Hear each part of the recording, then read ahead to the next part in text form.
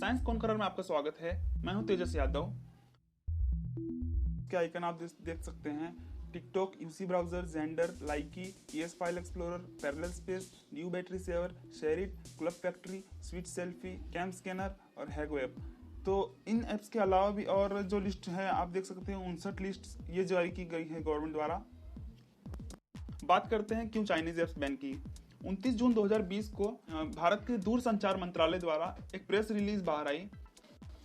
The Ministry of Information and Technology, invoking its power under Section 69A of the Information Technology Act, read with the important provisions of the Information Technology Rule 2009, and in view of the emerging nature of threats, has decided to block 59 apps since, in view of information available, they are engaged in activities which is prejudicial to sovereignty and integrity of India, defense of India, security of state and public order. जी हाँ, ये apps हमारे स्वतंत्रता, एक अखंडता और हमारी defence को नुकसान पहुंचा सकती हैं, साथ ही साथ सिक्योरिटी ऑफ स्टेट्स और पब्लिक ऑर्डर को भी। जी आगे जानते हैं कैसे नुकसान पहुंचा सकती हैं। आप चाइना को पैसा क्यों दे रहे हो? कैसे?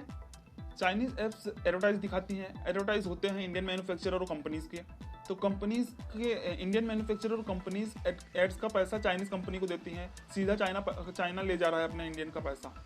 दूसरा कि ये जो ऐप्स रहती हैं ये आपसे परमिशंस मांगती हैं, लाइक लोकेशन, माइक्रोफोन, आपका access to photo, access to internet और भी बहुत सारा जीता है। हमारे सैनिकों का भी, हमारे सैनिक भी यूज़ करते हैं यही सब ऐप्स, तो सैनिकों का डेटा भी इसमें खतरे में।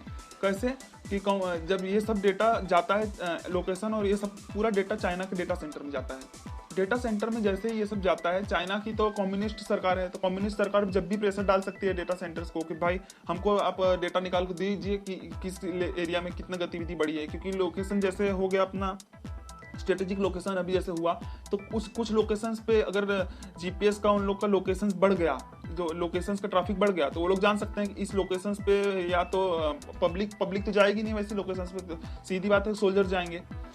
और दूसरा, चाइनीज ऐप्स एक्सपेरिमेंट्स करती हैं like what public demands, what public wants in their apps, what kind of apps are needed by public, what to read and what to not read, यानी कंज्यूमर क्या पढ़ना चाहता है, क्या नहीं पढ़ना चाहता है, किस चीज़ में इंटरेस्ट है, इन विच कैटेगरी, विच ब्रांड, कौन सी चीज़ में क्या इंटरेस्ट है, what is our market demand and current situation, ये सभी एनालिसिस होता रहता है उनके द्वारा।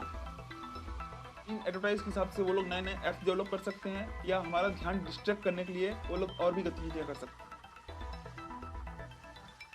फर्स्ट बेनिफिट हुआ इन ऐप्स को बैन करने का कि अब इन ऐप्स के बदले या इन ऐप्स के अलग अवेजी में हम इंडियन ऐप्स डेवलप करेंगे जो सेम टू सेम काम करेंगे, और इंडियन ऐप जो ऐप्स डेवलपर होंगे पूरा पैसा हमारे पास ही रहेगा, यानी डेवलपर इंडिया के और कंज्यूमर भी इंडिया के।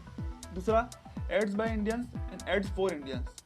जी अब किसी ऐप्स पे जैसे कि अब टिकटॉक के बदले कोई और, टिकटॉक तो वैसे फालतू था कुछ, जैसे अब कैम स्कैनर था, तो कैम स्कैनर के बदले कोई और ऐप्स आएगा जो स्कैन करके पीडीएफ बनाएगा, जेंडर के बदले कोई और शेयरिंग ऐप आएगा, तो उस पर इंडियन ऐप्स रहेगा और उस पर एडवर्टाइज भी इंडियन करेगा। Revenue not directed by two other country, दूसरे कंट्री में हमारा रेवेन्यू जाएगा नहीं। तो यही सब बेनिफिट्स थे जो आपने देखे कि चाइना ऐप्स को बैन कर दिया गया।